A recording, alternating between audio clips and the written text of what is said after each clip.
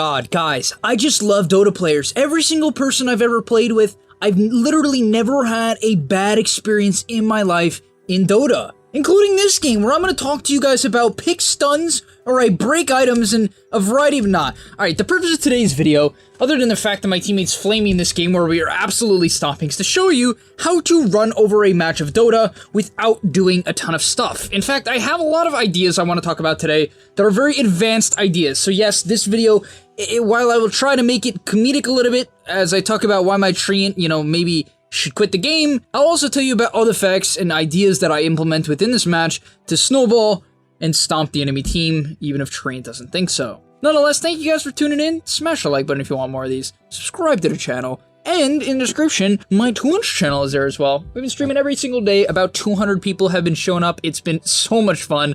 We're going to be running some 1v1 soon. More coaching coming up. A lot of solo queue. We've been playing some Atomic War. So it's been a blast, and I'll see you guys there. All right. And on that note, it's also funny to me how many people watch the streams and just didn't have a gameleap sub. And I have to convince them. It's like, guys, the amount of content and effort that's put into the website for the cost, especially when it's 50% off with code SUMMER, is insane. It's so much value. And so yeah, it just blows my mind. Nonetheless, check that out in the description down below. Use code SUMMER for 50% off, and let's get into it. All right. One thing I really want to talk heavily about in this laning stage in particular, probably spend about 30 seconds to a minute on it, is the fact that I out-damaged Gyro. Guys, this is a cool concept here, but basically, yes, I out-damage Gyro. Okay, pretty simple, right? I have 10 damage on him. You add in the boar. If I use it correctly, it's much more than that, right? I have like 20 damage on him, or 30. Okay, great. However, the important part here to note is the fact that it's a Gyro Nyx. Now, I have no idea why it's a Gyro Nyx and not Gyro Undying. That's way beyond me, but it's a Gyro Nyx. Nyx Assassin does not do a lot in the laning stage. It's not going to zone me out of the lane, and therefore, I have two options. I can use the space that I get from the fact that I'm laning against the Nyx to hit this Gyrocopter a bunch, or I can use it to deny and CS creeps. In a matchup like this, against the ranged hero that can run away, I'm going to play the CS battle when I have a damage advantage. Does that make sense? And so, if you watch this lane, as I'll speed through it now, you are going to note that I put an extreme amount of emphasis on denying and CSing creeps. And as a result of this, I actually tilt this Gyro really hard, and just simply am a very high level at some point in the lane. The lane goes great. And yeah, so right in the first wave, 3 for 4. Yes, the Nyx took a little bit of damage because he overextended, but for the most part, I'm really sticking to the game plan. And getting to a high MMR in Dota largely often requires you to understand these nuances. And I'm talking about a very high MMR, but knowing it at any rank is just going to help you win lanes. And before we move on into the mid game, which I'm much more interested in talking about in today's video, I just want to say that by denying creeps and just constantly putting pressure literally on your own creeps, it's going to bring the wave back into you. And this is why a lot of the time going aggressive just isn't really worth it unless you have a strict timing. So obviously here with level 3 Beastmaster and the board going up 10% in slow, doubling, going up 50% in health and almost double in damage, it's a massive timing for Beastmaster. It really is. However, you'll notice that in this laning stage, or at least in this clip right here, I'm only going to wait to go aggressive when they overextend, when they come into the wave. And once that happens, it's going to be a free punish and we get a kill. And the only reason why I'm saying this is, even though I didn't show you the entire lane, I'm 14 and 10, right? I'm annihilating this guy's CS. Just, he's going to be so sad. And I only am going to go aggressive, or primarily go aggressive, when I hit my timings. When you have the ability to basically flip-flop between, what you're going to do or what your plan is, based upon, small stuff like this, that's when you become really good at this game. So next up, anytime you're playing Beastmaster and you have a good laning stage, or any sort of just uni-hero or hero that can take the tower, what you do is you take the tower. The reason why you take the tower is because then after you take the tower and get the gold, which is fantastic, you can invade the enemy jungle. It's just convenient, the wave will shove in, you'll have vision of the tier 2 TPs when your wave reaches that point, and so that's what I'm going to do. This is all very standard offlane. Everything I've done up until this point is something I would basically do every single game. Where things slightly change is based on the fact that it's a very good Beastmaster game. Their heroes simply don't really deal with me. Bounty doesn't do much, Nyx is mediocre, just really bad against units actually, Void Spirit's okay, Gyro's obviously behind, and I don't think I mentioned Undying. Undying is just worthless. So when you get ahead, you want to roam through the jungle and take the mid-tier 1 when you think it's convenient. Obviously, if Void Spirit's this low on HP, it's a very good time, especially seeing the Undying bottom, to go take this tower. So what do? I look for the kill, don't get it, take the tower. What do I do next? Okay, what do I do next? This is not the part where Treen flames me. That's coming up in a second, guys. But what is the next movement? Okay, what is the next movement? A lot of people, I think, would run either up into this triangle or down for this tier 1. They'd say, okay, I'm playing the tier 1 game. Instead, what I do, which I believe is the right play in almost every single game in the scenario, is I go back up into their triangle. You could also see I have a ward, right? Because I want to get a deep ward down and play around that area. And this is exactly what we do, okay? So we take this tower, nice, and now I'm going to go back and up. Why am I going to do this, guys? Because this is game specific. And like, I don't think people realize, like, this is the type of stuff that makes you immortal. I know I'm saying that a lot this video, but that's because I actually felt like I played really well this game. Why do I think it's a good time to go up? What does it do? It prevents Gyro and Void Spirit from having good games. Because if Void Spirit wants to push in mid, well, I'm in this area, right? I'm here. I can obviously shift to mid and roar him, right? If Gyro wants to farm this area, which he does, it's dire jungle, I can also pressure him out. Now, in a lot of Dota matches, it's not that easy to invade this jungle unless you have your entire team doing it. However, this game with 2 heroes showing bottom and what I mentioned earlier with me just being a really good Beastmaster in a good Beastmaster game, I can easily invade. And that's exactly what we do. You see the Gyro shows top. I'm going to farm absolutely everything in the jungle so that Gyro can't farm it. I think I even decided to block this camp on the way back in case Gyro went for it, in case he went like this around when I went to connect the wave. I farmed that up, and now I'm going to continue to go back through the map. This is where I got Flame, okay? All this, to you guys, probably looks great. I'm top CS, I'm almost top net worth. As an offlaner, I've taken 2 towers. It's like, yeah, surely the game's going great. But this is where Treant flames me. And this is where a lot of people would throw their games. They would say, oh no, I'm being flamed. I have to drastically change the way I'm playing, completely go against my intuition because of some fool. So he flamed me because of this play that they made, okay? I obviously do the invasion of the jungle play, right? Once again, reason being is if I make this play and they can't kick me out, Gyrocopter and Void Spirit will have to split farm, honestly with their offlaner as well, they'll all have to split farm and they're screwed. They will simply lose the farming battle. It will not work unless they can invade our jungle, which at the time they couldn't because Ember was having a good game and so was Sven.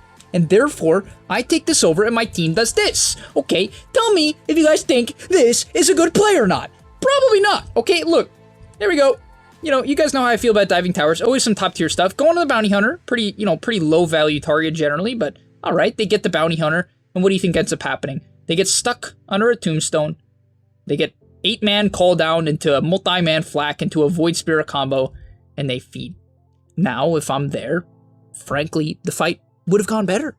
Of course, because I'm very strong. Of course it would have gone better. Obviously, because that's how the game works. But did they have to make that play? Obviously not.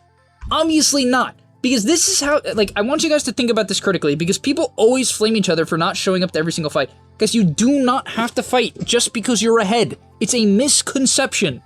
Yes, getting good at the game largely does mean that you're going to look for opportunities to kill people while you're farming. That is a good quality of a good player. It does not mean you constantly fight. Because right here, look at what the Sven could farm. Look at what Sven could farm. Literally everything. Everything. So it's not like Sven can't farm. It's not like, oh, he has to make a play because he can't farm. That's not true. It's not like Ember can't make this play alone. He's fine. He definitely doesn't need a level 7 Sven to help him, who's going, you know, Echo Saber. I feel like he should just go Mask of Madison farm, but it's besides the point, right? Besides the point. They don't need to do this. It's a completely unnecessary play, because look at the map. We're dominating them on farm right now. If they're bottom and here, and I kick Gyro out of top, which I am going to easily do, we are killing them. We are killing them. We do not need to kill them to kill them. Does that make sense? Most people don't get this. The only thing they look at Dota is whether or not they're getting kills. That's it. Did we win the fight or did we not win the fight? That's all people can do. Guys, you will not become good at the game if that's how you can think. Actually, I guess that's not true. This guy's ranked 500. But you get the point. I feel so strongly about this that I had to make a video on it because I think it's something that everyone can learn from and adapt regardless of the role you're in, right? Because support players can, you know, sometimes make bad ganks even when their team can farm, right? Mid laners maybe go a little bit too deep. Safe laners show up to fights when they don't have to. We literally could have just farmed. Also, what is the most broken item in Dota right now, even after it got nerfed? Probably still this Helm of the nonsense, you know? The Helm 2 shit. Obviously, I just want to farm it. Look at my net worth. If I just farm this item, and they don't have a counter to units, do you think they can deal with it? Obviously not, right? The game is GG, and I knew that from the beginning. I literally told my team I want to farm. Like, I'm going to farm, and that's what I did. And obviously, we end up stomping this game. It was like a 25-minute game. It didn't change much. I take their tier 2 alone. And of course, I'm playing for like not roaming, even though I take a tier 2, farm their entire jungle, cut their waves, threaten a tier 3, which is obviously going to force TPs, control the jungle, take the outpost, winning the XP battle, and eventually solo Roshan. Once again, stick to your guts, guys. Just because you're an offlaner doesn't mean you can't farm. I was just watching Ice stream as well, a player I definitely look up to as an offlane player, and he was playing DK, and he was a higher level than the enemy anti-mage when anti-mage was level 16. Usually at that point of the game, offlaners are not that highly leveled, but he was playing DK and he farmed a shit ton. He was popping his ulti to farm on an offlane DK, okay? Most offlane DKs go blink and roam, and that's not necessarily bad. He just, in his game, decided and identified that he did well in his lane and could soak up space on the map because it was hard for them to kill him. And because he could do that, he can control a portion of the economy, a portion of the map, and farm at the same time. That's obviously what he did. And as a result, the game was a stomp, because when you have 3 cores with farm, you're probably going to win. You can't do it every game, right?